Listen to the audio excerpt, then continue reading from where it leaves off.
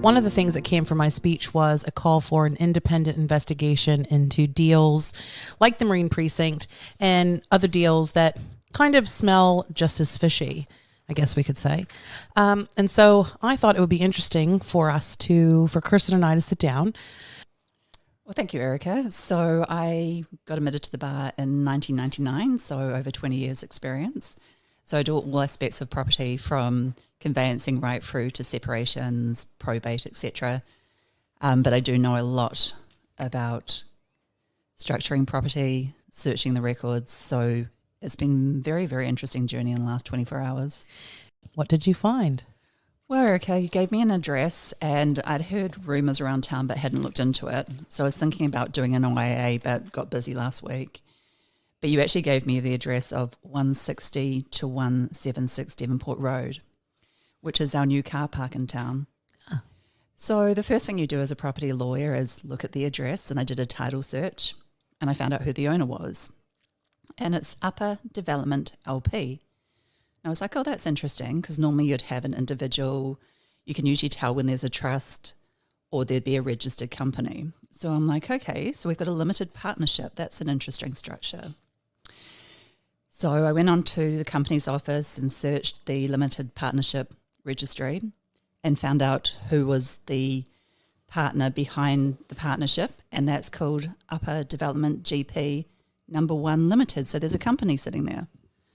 So I went there, well, that's interesting. So let's look at the company. Do you ever see, when you look at properties, is it a person's name? Is it usually like a limited company or? It's usually a limited company. I don't recall ever seeing a limited partnership on a CT before. Oh, okay. Sorry, a CT is a certificate of title, also called record of title as well.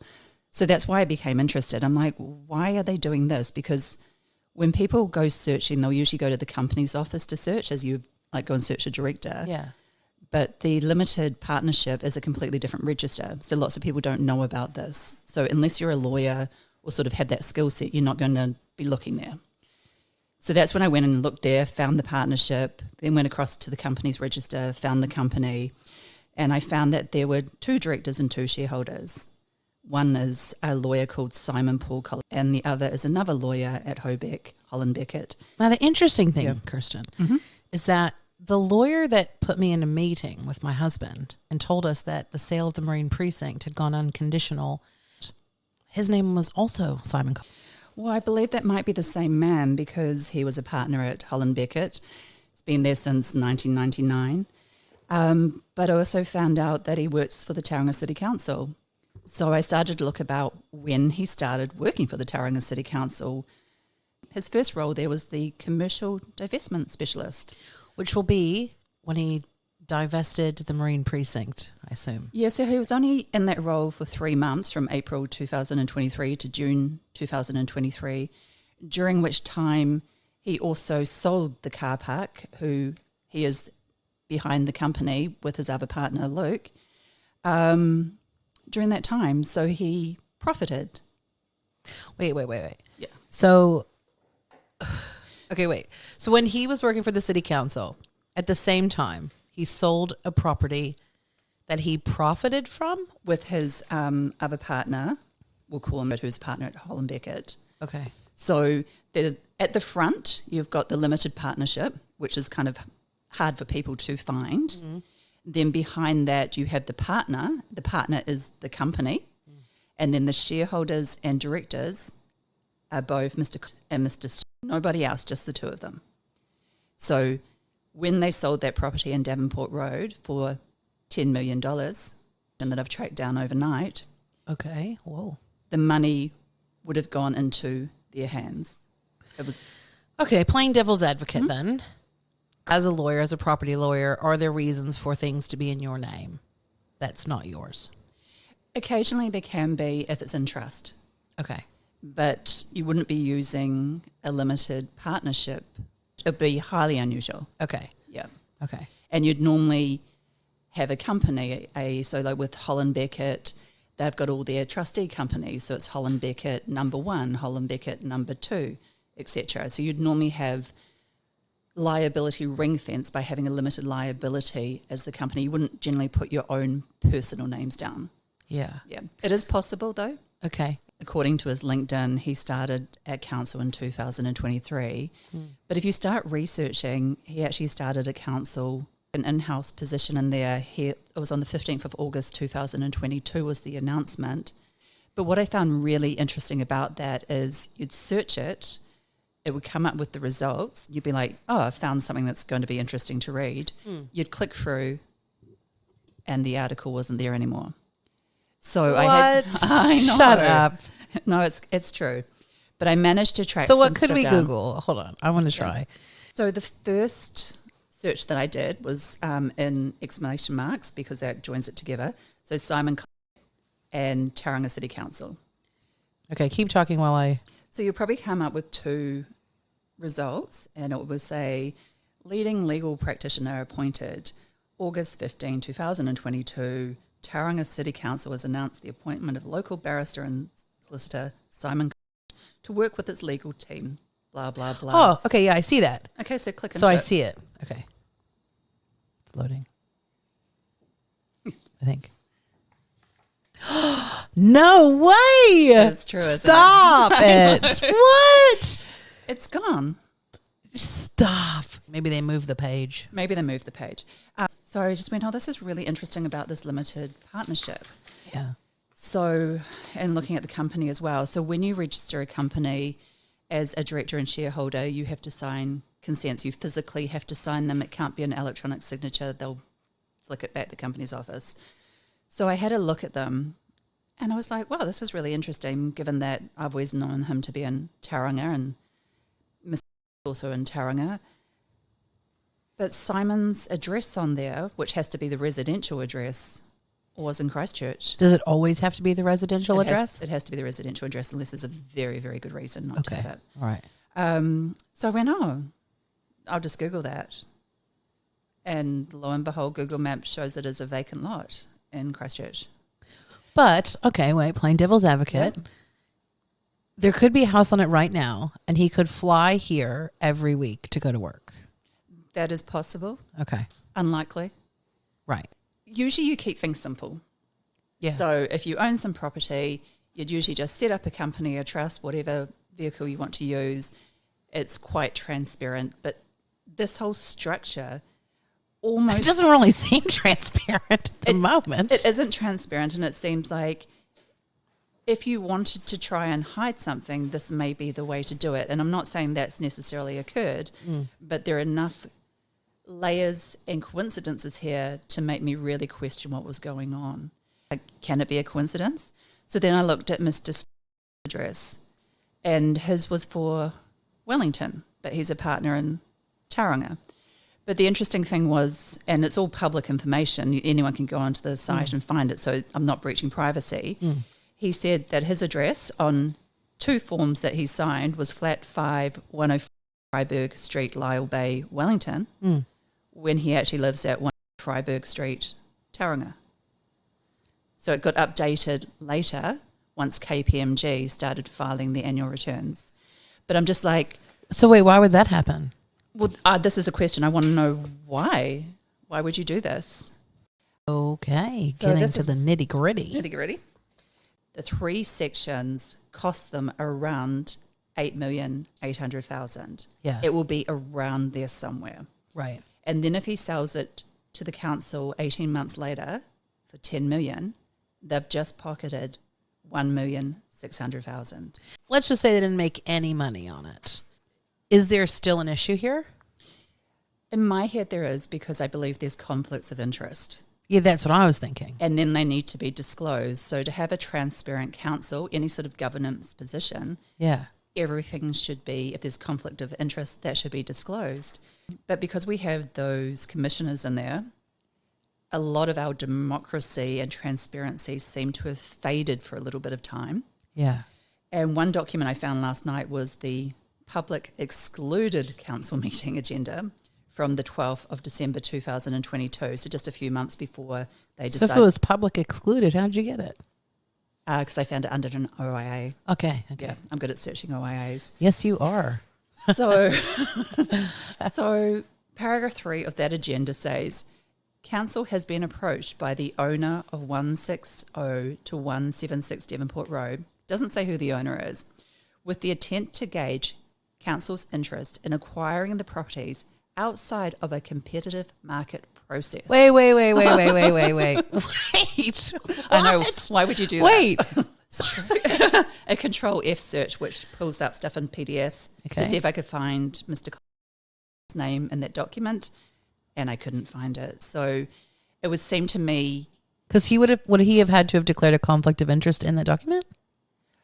I couldn't find anything in that document. I'm trying to find whether there was a conflict of interest declaration. And so with the letter that I'm doing at the moment, that is one of my OAA requests is, can you please send us any declarations in relation to conflicts of interest? At the end of the day, he's working at council. Our rates are paying for his job. Yeah.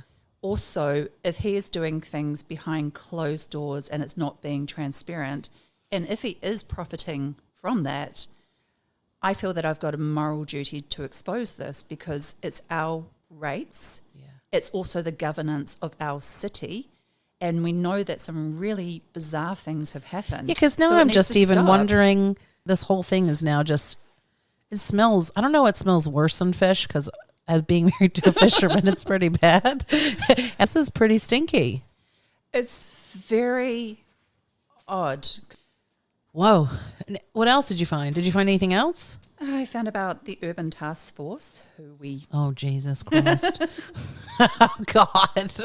I heard about that all the time when I was reading the internet during the elections.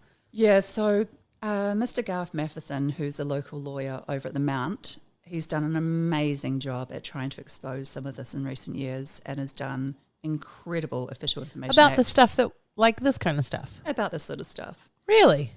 So he was wanting to know why democracy had stopped in Tauranga. Yes, that's how I remember also the Urban hands Task off Force. Our park. Yeah. So he wrote to the Department of Internal Affairs and Tauranga City Council and wanted to know who were the people backing